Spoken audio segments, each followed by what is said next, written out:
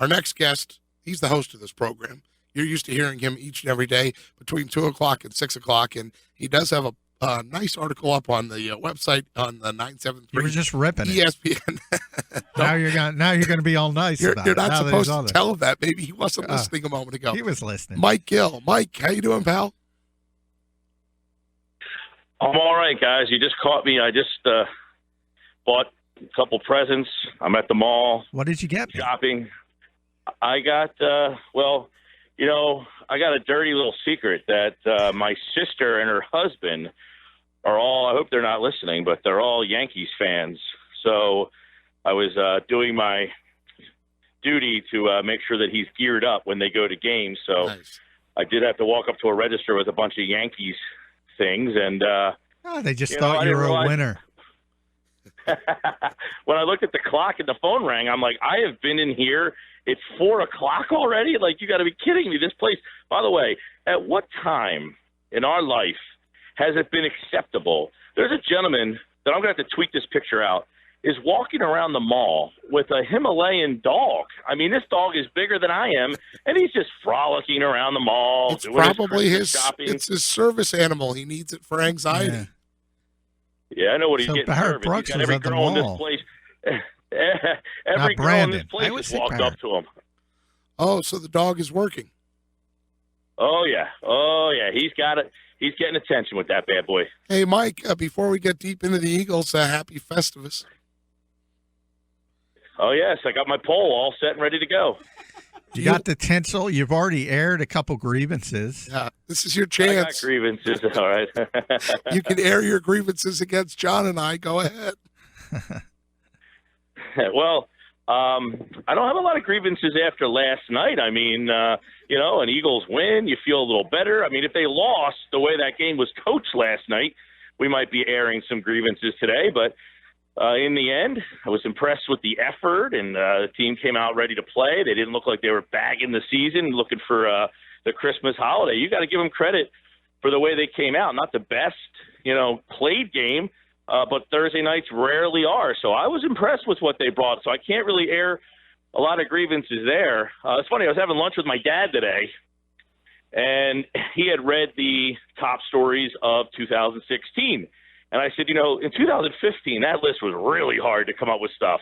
I mean, 2015 was maybe one of the worst sports years ever. And I think 2016 was kind of like the finding your way, every team has kind of found their franchise corner piece in 2016. You have Carson Wentz for the Eagles that you discovered in 2015. You've got Ivan Provorov for the Flyers that we discovered in 2016. We've got Maikel Franco for the Phillies that you're hoping becomes their guy. And you have Joel Embiid and hopefully Ben Simmons. So this was the year of finding your centerpieces, and hopefully 2017 is building around all those guys. Now, you said the list. Since you brought up the list, we'll address it. You said it's in no particular order, but why did you use numbers? Because I said the top 10 stories, so I was listing 10 stories in no particular order. That's why you go with bullet points, Mike. You go bullet points. Oh, well, all right. Well, to be fair, if you notice the web page and how it's designed and set up, somebody took that upon themselves to set that page up for me. I came up with the stories, and the numbers were put there by our digital team. Ah, all right. Now we're getting to the bottom.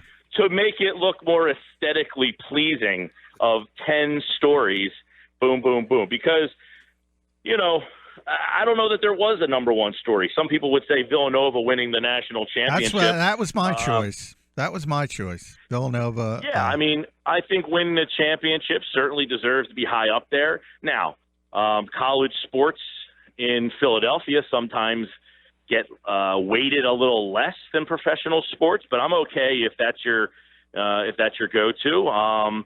I don't know what. Like I said, somebody said, the Flyers making the playoff, that's a top story. Well, guess what? When they were the only team in town to make the playoffs, yeah, that was the only feel-good story in terms of wins you got. So the Flyers making the playoffs, I thought, was a story because, of the way they got in. But there was a lot of good stories this year as opposed to the year before when I made the list in 2015. It was really hard. Like Cole Hamels no-hitter, was one of the better stories of 2015.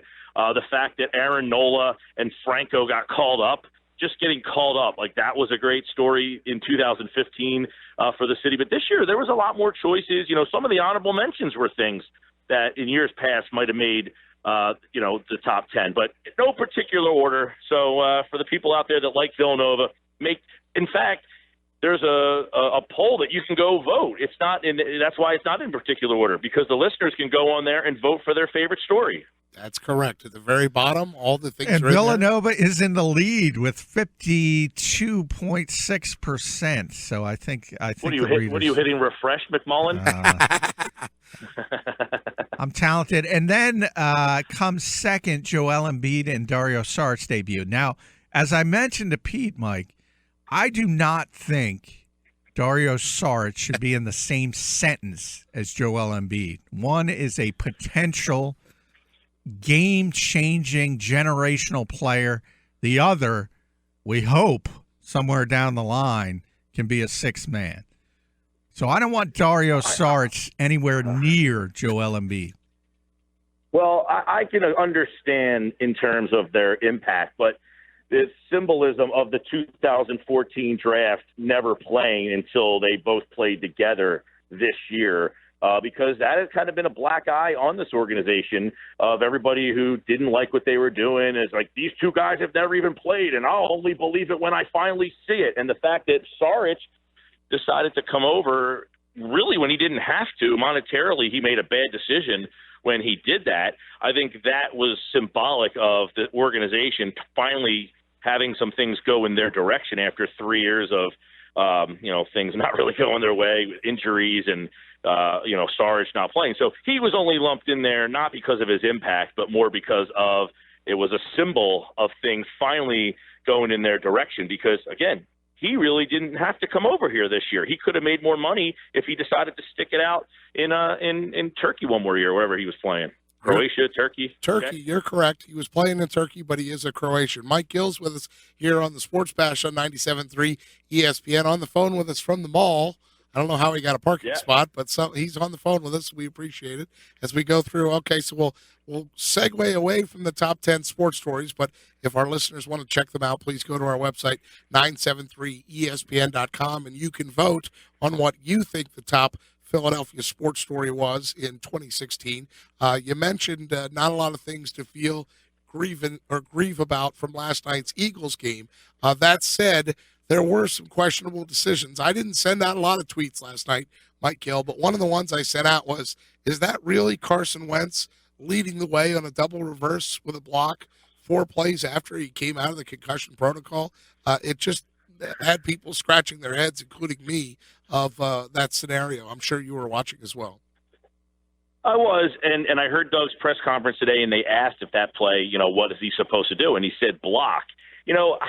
I get the fact that he's the franchise quarterback, and the concussion thing is so sensitive these days. But I would say this, there's so many times when there's a guy, maybe he has an ankle injury and he's a running back. You don't not hand him the ball. If he's active and he's playing, he plays. You don't change your game plan around based on, if the guy is saying, I'm healthy enough to go and he's cleared, you go with what you go with. Now, you could say that play call was not necessary, but I don't think they should shy away from doing what they want to do with him because of what happened earlier in that game. Now, I didn't like the play call. I don't like a double reverse. Anytime Nelson Aguilar is involved in a play where the ball is changing hands 2 or 3 different times, that play is useless. And having him be the lead blocker on that play doesn't help either. So I don't mind it in terms of the thought process. I'm not changing my game plan based on – what's up, man? I'm not changing my game plan based on the fact that my guy just went out because of concussion protocol. Look, he's cleared, he's back. I just don't like the play call, period. Again, I don't understand why. That's the second time they've tried that play with Aguilar, and he's the Zach Ertz of wide receivers. As soon as he gets hit, he goes down. He can't make a move. He can't make anybody miss. So I didn't like the play call. I thought people got too up in arms by the fact that, oh, my God, they asked him to block after he went out. Well, he's a player. He's clear. He better be out there doing something, as if every other player, when they're on the field, we say, well, he was hurt going into the game. Well, if he was on the field, you can't use injury as an excuse. That was just one of the plays that had people scratching their heads. Minute 42 left to play. Eagles with the ball, 3rd and 5 at their 42. Giants have a timeout remaining, and Doug Peterson decides to try and throw deep for Ryan Mathews instead of running the football and forcing the Giants to call their final timeout. What say you, Mike Gill? That's the kind of play where if that game's meaningful and he does that, you talk about whether or not this guy's fit to coach in this league. I mean, seriously, 3rd down and 5, you have a chance. And look, what happened when the Giants got the ball back? How many times did you look at that clock and say, this game would be over now if he runs the ball there because the Giants have to take the timeout? Instead, you give him the timeout and like 10 extra seconds. That was a play that you certainly are scratching your head. And you really thought the way they were moving and with Beckham, that time left on the clock would be the difference in the game. The fact that the Giants just so limited offensively. I mean, when you watch them play in person for a full game, you understand how limited they are offense. They got nothing. I mean, it's Beckham and that's it. I thought Jim Schwartz did a good job last night of really just keeping everything in front. But that play there could have wasted all the work that Schwartz and the defense did for them last night. That's a play that it's, all the 4th downs that he goes for. He said it today. A lot of them are circumstance. I don't know. The one on the goal line there, he could have kicked the field goal and gone up 8 points. I think I would have gone with the field goal. But that 3rd and 5, I think, is almost more egregious than going for it on 4th down some of the times that he does. Right. Odell Beckham, 11 catches, 150 yards, but the Eagles did keep him out of the end zone. I'd like to point out, by the way, Mike Gill, that Peterson was bailed out by Terrence Brooks' interception of the Eli Manning pass. Terrence Brooks, of course, near and dear to my heart since I brought him up to you on the show one time, and you looked at me like I had 3 heads. So I told you Terrence Brooks was going to make an impression at some point. You did. You did, John, and that's where the time he told me, I think Brooks is back. And I'm like, nah, he's out for the year. No, they're getting Brooks back this week. And you thought it was Ron Brooks. Right, exactly. Which you brought up, John, I think a tweet that you brought up that gets, kind of, lost in the sauce a little bit here is that this season, they got Lane Johnson back last night, and you saw how much of an impact he had in that first drive. But Ron Brooks is a guy that changed the whole complexion of that defense, and I don't know that they've recovered from it. And last night was really the first time that they got solid play in the slot for a full game since he's been out. Yeah, I was kind of talking about that before, but I looked at it in a different way. I think Malcolm is so good at safety. I think it hurts when they then move him into the slot in the nickel, and you kind of saw it on the Sterling Shepard touchdown. He just beat Malcolm like a drum off the line of scrimmage in press coverage, and it was an easy touchdown, whereas Jenkins playing at safety – he's just reading Eli Manning, and it was just interception, the pick 6, another interception, and then you had the Terrence Brooks interception at the end. So in a lot of ways, the MVP of that game was for the Philadelphia Eagles was Eli Manning. Does that surprise you in Philadelphia? I was like, welcome back to Philly, Eli. It suits you so well. It seems that every time it's amazing. I don't, 5 years ago when you got into the Eli elite, he's got 2 Super Bowls. I was never succumbing to that camp because to me, he's a guy, I don't take anything away from his accomplishments. I think he's a very good player. He's accomplished a lot in this league. But for a guy, I thought Rodney Harrison said it best in the pregame. He said, I lost sleep when I played Peyton. I didn't lose sleep when I played Eli until after that Super Bowl game. But he's just a guy that when he plays the Eagles, I don't sit there and say, man, we're screwed because they have Eli Manning. I never have that feeling when the Eagles play the Giants. And look, the Giants right now are a superior team than the Eagles are, with a guy who's won 2 Super Bowls. That defense, for them to lose that game last night, when you have a 2-time Super Bowl winning quarterback, to me, I don't know about you, John and Pete, that's unacceptable. That loss last night by them, in that spot against this team is unacceptable. And I'll give the Eagles credit. They didn't roll over. And I understand it's a division road game, but you got to get the job done when you are the veteran team, with that quarterback in that situation. You got to come out better than that. They came out dead last night, down 14-0. I thought that was an unacceptable loss for them last night.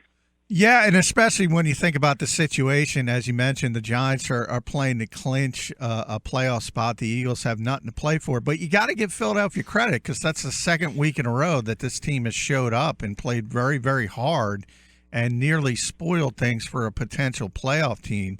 But I want to shift and talk about Lane Johnson a little bit because, hey, this guy might be the best right tackle in football, and it's pretty amazing the difference when he's on the field. The reality is the Eagles are now 4-1 with Lane Johnson and 2-8 without him. Where is this team if Lane Johnson doesn't get suspended? I think they're probably at least minimally 2 wins better. Is that on the low side in your opinion? I mean, I think they're 2 wins. I say minimum 2 or 3, and that puts you in the playoff hunt. You're in the conversation. No doubt. Chris Collingsworth, you can't hear the broadcast, John, but he said last night, very few teams in this league have 2 tackles I remember that are cornerstones that you can build behind. Most teams have one guy, the left tackle, and he's it, and then you're just piecing the rest of it. The Eagles have 2, and you think about next year, the offensive line is something that you could look at as a strength from them with what they have there. And I agree with you. After watching the way they ran the ball last night and the way they ran it in terms of what they did, the play call, the different things they're able to do because Lane Johnson is so athletic that they can get him out in space and, get him to that next level. I agree. I think they're probably because even the games that they lost, they lose in the last possession or they lose by less than 7 points. I think he's a difference maker in terms of 2 to 3 wins for this team in this particular year. That doesn't mean next year they're definitively an 11-win team because of Lane Johnson. That's not necessarily the case. But I think you can see even Carson Wentz is a lot more confident when he drops back.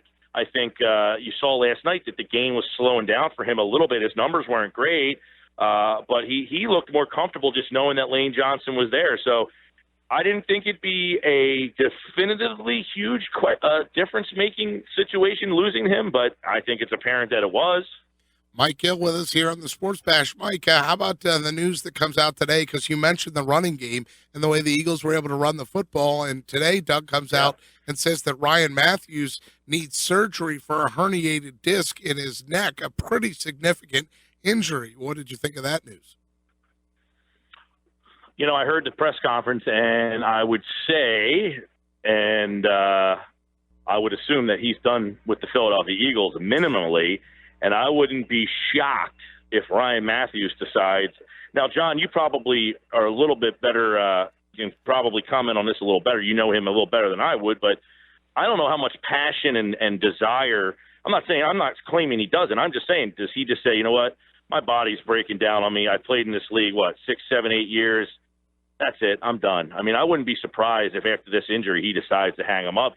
It's not only that, it's the ankle. It's everything that he has had over the years, the concussions that coming off of this injury, I wouldn't be shocked if that was it for Ryan Mathews, not only for the Eagles, but I wouldn't be surprised if you never saw him play again in the league. I mean, and that's just saying I don't know his level of passion or desire to want to get back out there. Yeah, I mean, it's a possibility. We saw it kind of this offseason when you talk about Calvin Johnson retiring, and a lot of people say it was because of the fact his body was breaking down. But I always point out that the Detroit Lions were going to ask him to take a pretty significant pay cut, and I'm not sure if he would have retired if they paid him his original stipend. Same thing happened with the Jets and DeBrickashaw Ferguson. And it could happen with Ryan Mathews next season. He might want to play, but people are going to give him a minimum contract, and he might not want to play for that. So I think from that perspective, you might be correct, and it's a shame because you see he's a talented guy, but when he runs so hard, and such a physical brand of football. We've talked about it dating back to training camp. He's just that kind of guy who's susceptible to being injured, and it's a shame because he's really improved the Eagles' running game. But getting back to the wide receiver position, Mike, Nelson Aguilar finally made a big play, and he got behind the defense, and he caught the 40-yard touchdown. And all of a sudden, he made that brilliant catch at the end of the right before Caleb Sturgis' field goal in the fourth quarter. What do you think about confidence sort of picking up the game for Nelson Aguilar? Yeah, I was wondering about that because you're right. He makes the catch for the touchdown, and I got to imagine you're there, John. He drops the first one. That place must have been all over him for dropping that first one. And then he's wide open. Sometimes you're so wide open that you end up dropping the ball. You see guys do that a lot where it's like, oh, my God, I'm so open, and you end up dropping it. The fact that he caught that ball was at a turning point of this guy's career. And you might laugh and say, come on, seriously, was that a turning point of this guy's career that he gets open, he catches the ball, he's in the end zone, and then they go back to him and he makes that catch. Now they were saying they bobbled it, and then they show the replay. No, I don't think he bobbles it. They challenge. I mean, has this guy all of a sudden erased the issues that he has had mentally off of one catch?